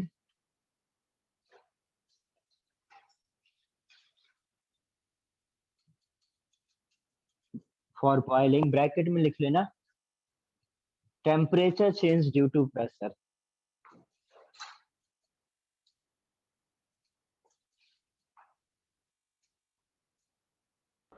For boiling. For boiling bracket में लिख लेना temperature change due to pressure change, या relation between pressure and temperature. तो सपोज आपका कोई एक्स लिक्विड है, मैं फॉर बॉइलिंग बढ़ा रहा हूं। पहले देखो, बॉइलिंग के लिए डिफरेंट फॉर्मूला आता है, मेल्टिंग के लिए डिफरेंट फॉर्मूला आता है, ठीक है? क्योंकि आपको पता है बेटा स्टेट चेंज हो रहा है, मेल्ट होगा तो सॉलिड से लिक्विड होगा, बहुत सारी चीजें बहुत कम चेंज होंगी, करेक्ट? बट कोई चीज लिक्विड से गैस में जा रहा है तो कुछ चीजें बहुत ज्यादा चेंज होगी, क्योंकि स्टेट डिफरेंट है तो चीजें भी चेंज होगी।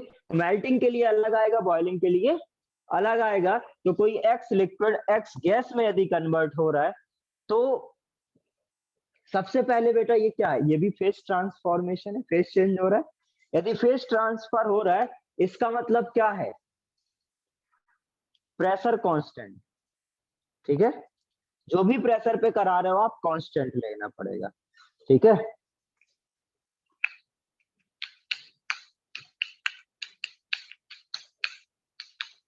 कांस्टेंट, हाँ ठीक है, कांस्टेंट प्रेशर पे लिया। बट स्टार्टिंग में सपोज बेटा इसका टेम्परेचर T1 था, ठीक है?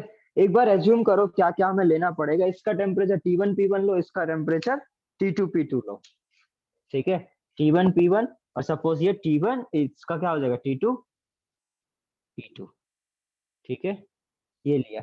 अब मैं आपको ये समझाने की कोशिश कर रहा हूँ, यदि बेटा फेज चेंज हो रहा है तो होता क्या है फेज चेंज में, आपका जो गिब्स फ्री एनर्जी है वो 0 होगा क्योंकि इक्विलिब्रियम पे रहता है, करेक्ट। ऐसे सोचो कि एक पर्टिकुलर T1 P1 पर, इस पर्टिकुलर T1 P1 पर, इस पर आपने निकालोगे, जो भी निकालोगे, इस P1 के लिए कोई एक टेम्परेचर T1 आएगा जिस पर ये बॉयल होगा, इस पर्टिकुलर P2 के लिए कोई एक टेम्परेचर आएगा जब आपका क्या होगा, बॉयल होगा।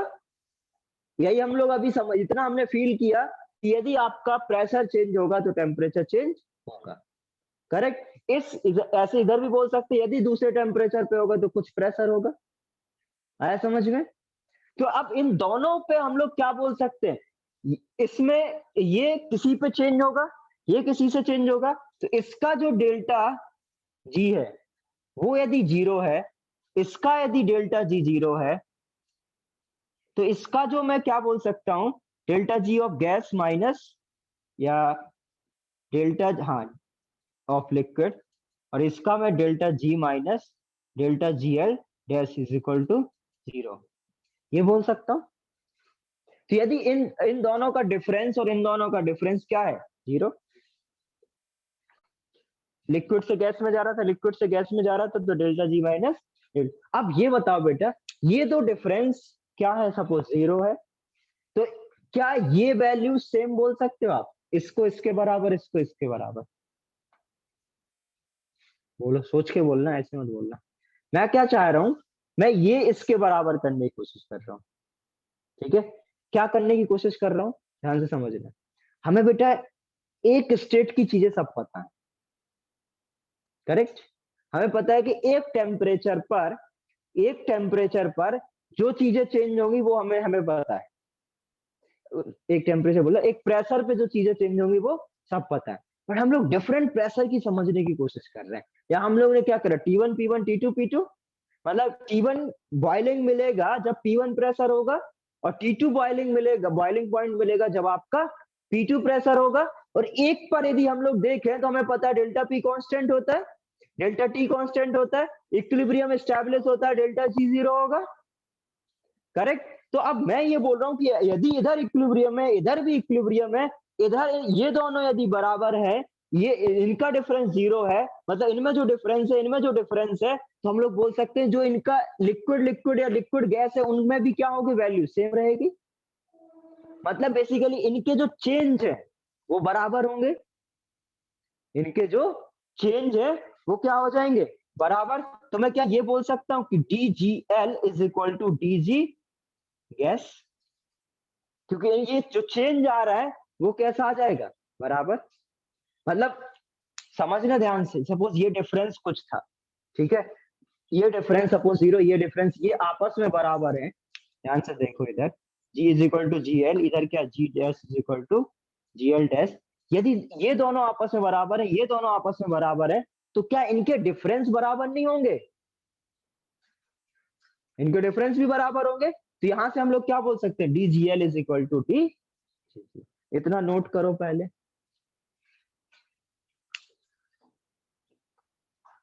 बस ये हो गया, फिर उसके बाद सब आसान है। बस यही समझने की जरूरत होती है बेटा, हमने क्या कॉन्सेप्ट यूज करा उसको समझो, अदरवाइज हम लोग इनको रिलेट ही नहीं कर पाते, ठीक है, क्योंकि इनमें कोई रिलेशन ही नहीं है बेटा। आपने एक बार बॉईल कराया किसी एक प्रेशर पर, दूसरे बार बॉईल कराया किसी दूसरे प्रेशर पर, इन दोनों में कुछ रिलेशन है, नहीं है ना। तो हमें क्या करना पड़ेगा, हमें ये कुछ लिंक बनानी पड़ेगी जिससे हम लोग बोल सकते हैं। तो वो लिंक क्या थी बेटा, इनमें जो डिफरेंस है, इसका जो डिफरेंस है वो कैसा है, सेम है, क्योंकि ये दोनों सेम है तो इनके डिफरेंस भी क्या होंगे, सेम होंगे। अब हम लोग लिख सकते हैं, तो लिक्विड के लिए डेल्टा जी, यदि कल एक फॉर्मूला मैंने लिखा था VLDP माइनस SLDT, ये फॉर्मूला याद है, DG is equal to H minus T delta S लिखा था, ठीक है, फिर उसके बाद मैंने H को U प्लस डेल्टा PV लिखा था, फिर U को Q प्लस W लिखा था, W और Q से एक PV वाला टर्म और एक T डेल्टा S वाला टर्म कैंसिल आउट करे थे, और उधर से हम लोग ने डेल्टा G ये कैलकुलेट करा था। ठीक है, तो इसको क्या लिख सकते हैं, VG minus SG dt, correct. अब सिमिलर टाइप के टर्म्स को कॉमन ले लो, इधर बोलो ये समझ में आया इतना, ये तो दिख रहा है ना, ये मैंने लिक्विड का लिक्विड के लिए लिख दिया, गैस का गैस के लिए लिख दिया। ठीक है, अब इनको जरा कॉमन नॉमन ले लो, कुछ करो, क्या हो जाएगा ये, इसको VG minus VL into DP लिख दो, और इधर SG minus SL into, basically मैं इसको इधर ले गया, इसको इधर ले आया, ठीक है, इंटू DT। ये ठीक है, देख लो अभी, फिर मत बोलना मेरे से।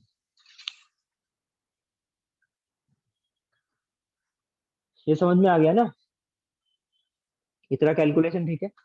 अब आपको पता है बेटा, जो गैस का वॉल्यूम है, क्योंकि कोई लिक्विड गैस में चेंज होगा, कोई लिक्विड यदि गैस में चेंज हो रहा है, इसका मतलब क्या है, उसके वॉल्यूम में बहुत ज्यादा चेंज आएगा। लिक्विड के रेफरेंस में वॉल्यूम ऑफ गैस क्या होगा, बहुत ज्यादा, तो हम लोग इसको क्या ले सकते हैं, 0, करेक्ट। हम लोग इधर क्या बोल देंगे, VC is greater than VL।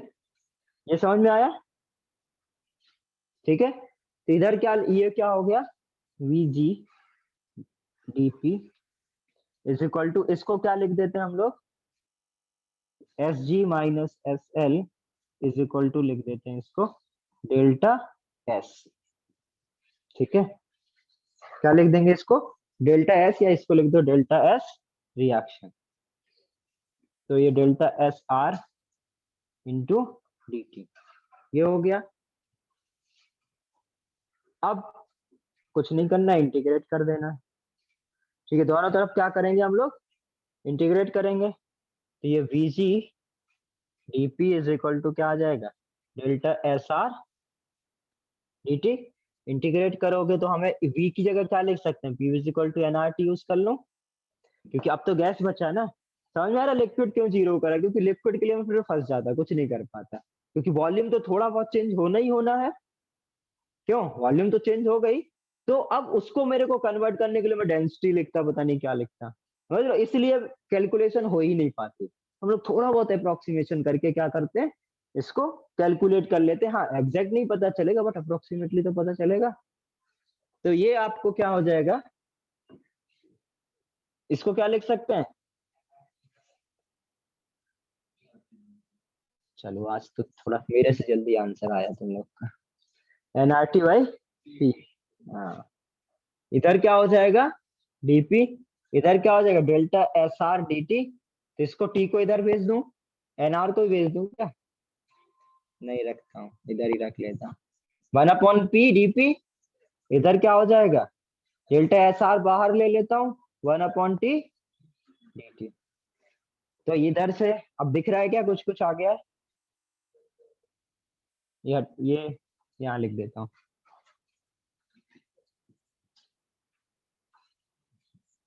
ठीक है। ये क्या हो जाएगा, NR ln P2 by P1 is equal to delta SR ln T2 by T। तो सपोज आपका T1 पर P1 पता था, तो T2 पर P2 निकाल लोगे, या P1 पर T1 पता है तो P2 पर T2 निकाल लोगे। तो इस तरीके से आप बेटा बॉइलिंग के लिए ये फॉर्मूला यूज कर सकते हो।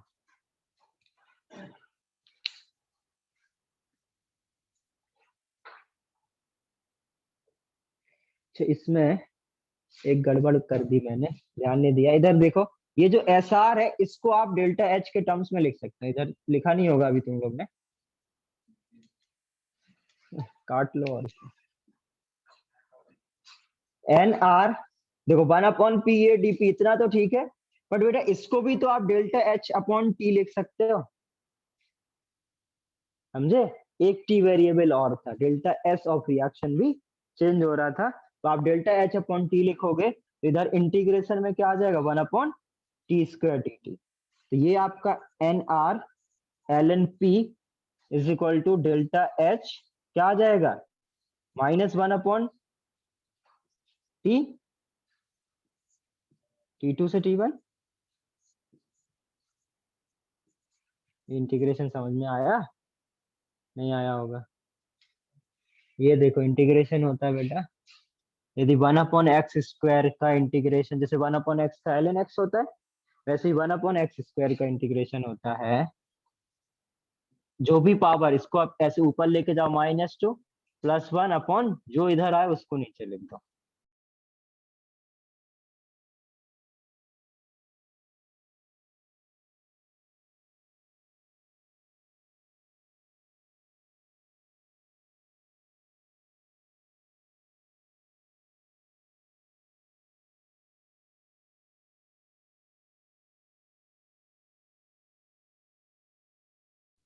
सर आपका माइक बंद हो गया।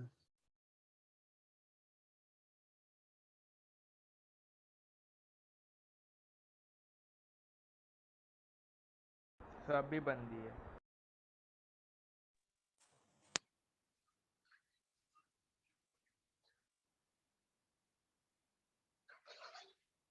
बहुत हो गया।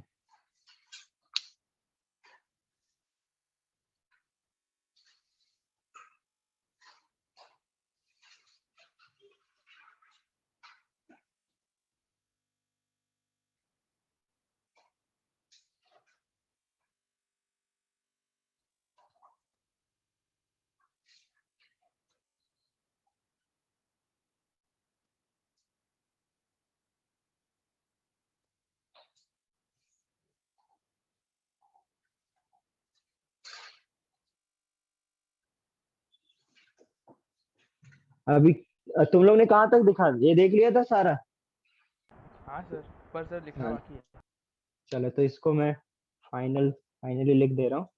एन आर एल एन, ये कितना हो जाएगा, P2 by P1 is equal to, ये माइनस अंदर रख दे रहा हूँ, तो ये क्या हो जाएगा, delta H upon 1 upon T1 minus 1 upon T2। Note कर लो ये। तो ये बेटा डायरेक्ट फॉर्मूला याद रखना, डेरिवेशन आपको इतना नहीं करना कभी भी। करो जल्दी से इसको, बस ये एक, क्या हुआ?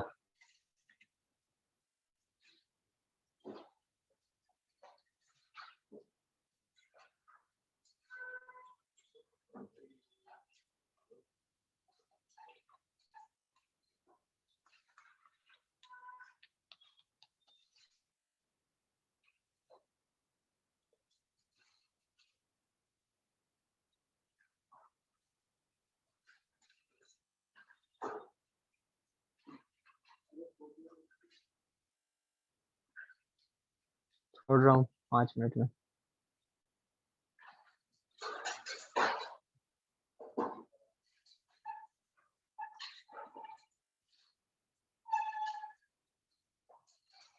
हो गया? बाकी लोग ऑनलाइन? 1 minute sir. 1 मिनट।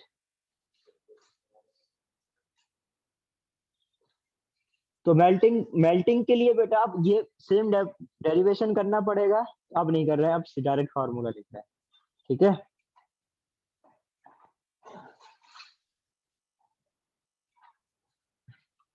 आप समझना ध्यान से, मेल्टिंग में क्या होगा बेटा, लिक्विड से सॉलिड, सॉरी सॉलिड से लिक्विड जाएगा, तो क्या उधर पे हम लोग वॉल्यूम इग्नोर कर पाएंगे? नहीं। तो अब आपके फॉर्मूला में वॉल्यूम आएगा, है समझ में? वहां पर हम लोग प्रेशर चेंज नहीं आएगा कुछ भी, करेक्ट? कुछ भी प्रेशर चेंज नहीं आएगा, क्योंकि लिक्विड से सॉलिड में जा रहा है तो कुछ प्रेशर तो चेंज आएगा नहीं। तो वहां पर बेटा क्या आएगा, जो P2 माइनस P1, बेसिकली आपको निकालना तो यही था ना कि P2 टेम्परेचर पर कितना टेम्परेचर होगा, करेक्ट? P1 पे पता था, T1 पता, P2 पर हमें क्या निकालना है, T2। तो उसमें आपका आप वॉल्यूम ऑफ लिक्विड और वॉल्यूम ऑफ सॉलिड भी आएंगे। तो ये दोनों फॉर्मूले में ऐसे याद रखा करो। यदि बॉइलिंग है तो मतलब बॉइलिंग नहीं आना है, क्योंकि जो बॉइलिंग ऑफ क्या बोलते हैं, वॉल्यूम ऑफ गैस है वो ज्यादा होता है, इसलिए वॉल्यूम वाला टर्म नहीं आता है। बट लेकिन जब आप मेल्टिंग के लिए लिखोगे तो उसमें वॉल्यूम वाला टर्म आएगा, क्योंकि वहां पर आप इग्नोर नहीं कर सकते हो। लिख गया क्या ये?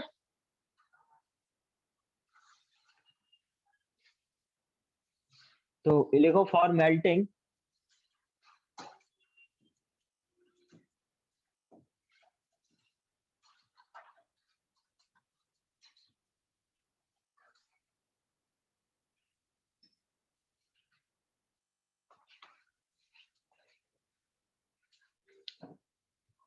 P2 minus P1 is equal to होता है delta H upon V liquid minus V solid, और इधर हो जाएगा आपका ln T2 बाई T1। ये फॉर्मूला याद रखोगे।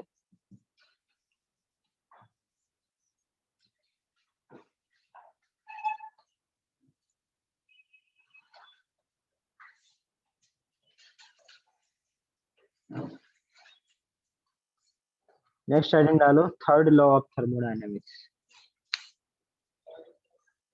थर्ड लॉ ऑफ थर्मोडायनेमिक्स पढ़े हो तुम लोग फिजिक्स में? नहीं है ना, केमिस्ट्री में ही है वो सिर्फ, मतलब उसका भी कहीं यूज नहीं होता है। बट फिजिक्स में तुम लोग एंट्रोपी नहीं पढ़े होगे। तो इधर ये जो थर्ड लॉ है बेटा, जैसे आपने अभी रिलेट करना, ठीक है सुनो एक मिनट। जैसे आपने एंथैल्पी को पता है आपको बेटा, एंथैल्पी आपका एब्सोल्यूट कैलकुलेट नहीं कर सकते, तो हम लोगों ने कुछ रेफरेंस लिया था कि भाई ये होगा, मतलब कोई आपका एलिमेंट आपके मोस्ट स्टेबल एलोट्रोपिक, क्या कर रहा है? मन नहीं लग रहा तेरा, कुछ तो है। मन नहीं कर रहा है ना पढ़ने का? मन कर रहा है नहीं कर रहा है ये बता। नहीं कर रहा है ना?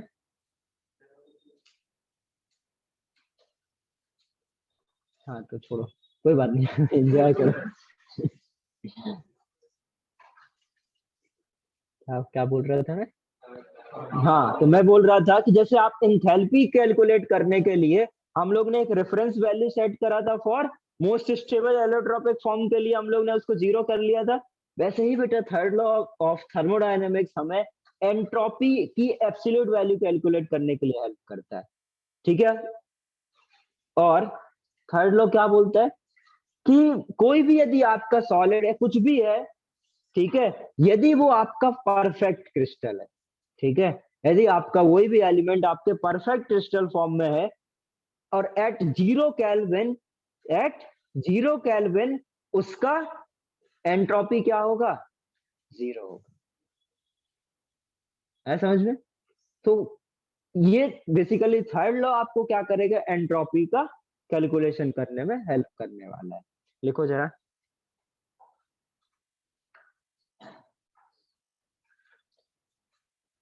तो third law of thermodynamics heading डालो, लिखो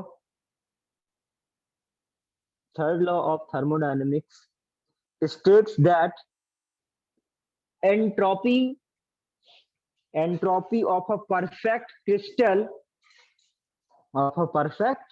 crystal at 0 Kelvin, ध्यान रखना 0 डिग्री कराते हैं लोग, 0 Kelvin is 0, यही बताया मैंने आपको। क्या करेगा? एंट्रोपी कैलकुलेट करने में हेल्प करेगा, ठीक है। तो अरे लिख तो लो बेटा, लिख लिया? लिख के ले लो, बाकी तो ठीक है। Third law of thermodynamics states that entropy of a perfect crystal at 0 kelvin is 0। लिख लिया? अब बेटे कोई परफेक्ट तो होता नहीं है, ठीक है। तो यदि बेटा कोई ऐसा कुछ है आपके पास, कोई भी क्रिस्टल है, ठीक है, और उसका 0 केल्विन पे 0 नहीं आ रहा है, 0 केल्विन पर यदि 0 नहीं आ रहा है, तो जो 0 से जितना भी डिफरेंस होगा उसको आप क्या बोल देते हो? Residual entropy, delta S R बोल देते हैं। और उसको कैलकुलेट करने के लिए एक फॉर्मूला है, तो उसकी हेल्प से हम लोग क्या कर पाते हैं? परफेक्ट का 0 अभी आप परफेक्ट पे नहीं हो तो कितना कम है, वो आपका क्या हो जाएगा, उसका एंट्रोपी हो जाएगा। तो रेसिडुअल की हेल्प से क्या हो जाएगा, आप उसका कैलकुलेट कर सकते हो, उसका एंट्रोपी कैलकुलेट कर सकते हो, उसकी एब्सोल्यूट वैल्यू कैलकुलेट कर सकते हो। तो लिखो जरा, however if the crystal is not perfect, however if the crystal is not perfect, if the crystal is not perfect at 0 Kelvin, at 0 Kelvin, then it has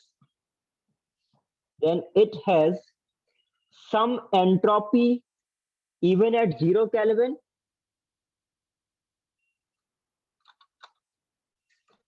at 0 Kelvin, then it has some entropy even at 0 Kelvin, which is called as residual entropy, which is called as residual entropy, and it is given by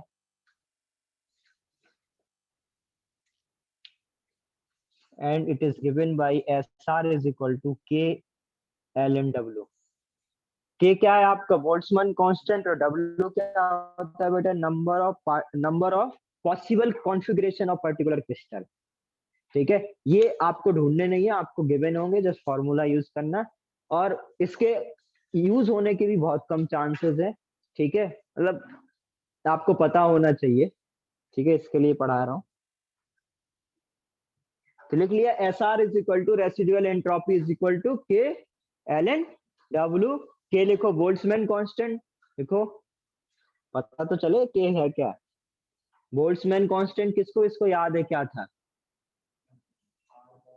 R by N। बेटा याद रख लो, ये अभी gaseous state में आएगा एक सवाल इसी पे, स्कूल कॉलेज के एग्जाम्स में। एक देखो क्वेश्चन मैंने आउट कर दिया। ठीक है, W क्या, मैथ्स हो गया तुम लोग का, बढ़िया। ठीक है,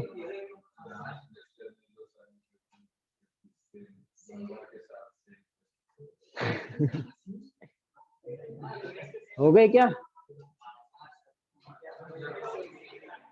कम से कम लेक्चर तो अटेंड कर लेते हैं। हाँ, मैं भी कराऊंगा, वो भी अटेंड कर लेना ऐसा।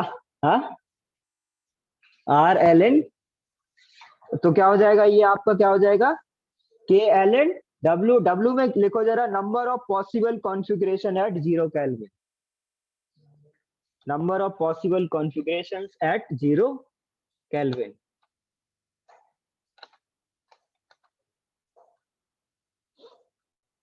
सिमिलरली पर मोल यदि आपसे पूछा जाए तो पर मोल क्या हो जाता है, SR is equal to R ln W हो जाएगा, R बाई Na, Na क्या पर मोल है, तो वो क्या आ जाएगा, R आ जाएगा। तो इधर लिख सकते हो फॉर पर मोल क्या हो जाएगा आपका, ये R ln W।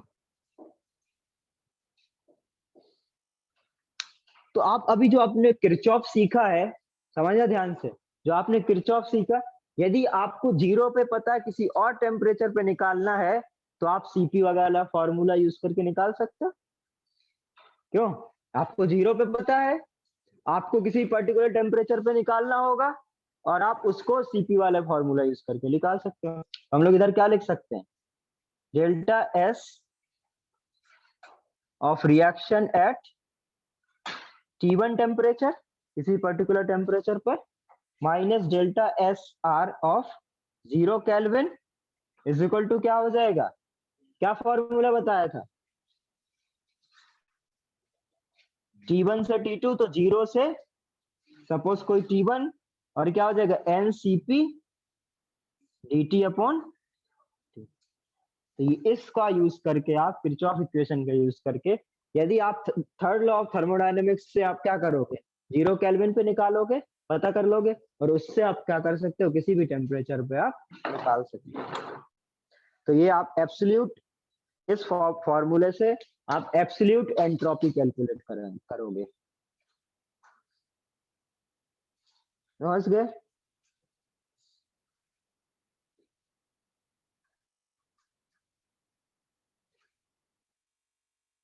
चलो खत्म। एक चीज और है, बट आएगा क्वेश्चन तब कर लोगे आप लोग अपने से, तो कुछ नया कॉन्सेप्ट नहीं लगेगा। बस वैसे मैं फॉर्मूला ड्राइव करके तुमको लिखा सकता था, बट तुम लोग खुद अपने से करना, ठीक है? बेसिकली दो गैस को यदि मैं क्या करूं, एक कंटेनर में मिक्स करूं, ठीक है, और उस टोटल यदि आपको एंट्रोपी चेंज कैलकुलेट करना हो तो क्या होगा, उसका एक फॉर्मूला है, ठीक है? वैसे तुम्हारी बुकलेट में गिवन नहीं है, नहीं गिवन है, ठीक है? समझ में आ गया इतना? क्लियर? चलो फिर ये आपका नेक्स्ट क्लास में हम लोग शुरू करेंगे आयनिक, बट आप लोग बेटा जो मैं बोल रहा हूँ लगा